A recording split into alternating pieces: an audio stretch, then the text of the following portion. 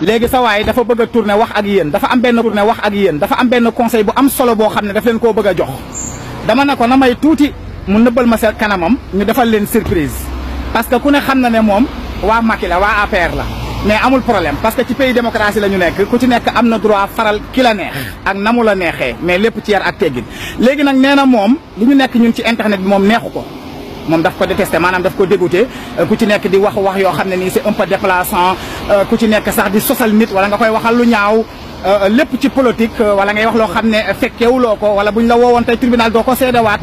mu ne nag léegi moom loolu da cee bëgg a sànni kàddoom ma ne ko léegi kaay man dama lay yóbbu ci centre ville bi incha allah nga wan gaa yi kanam daal di wax sa xalaat ayca booy pour la ñëwal ñun xam nañ ne Macky nga faral waaye kaay nag na neex loo bëgg a wax gaa yi. waaw li ma bëgg a wax bariwul. yëkkatal kàddu gi. li ma bëgg a wax bariwul. mooy problème bi mooy. na ànd ak yar ak teggin ma waxal la ko.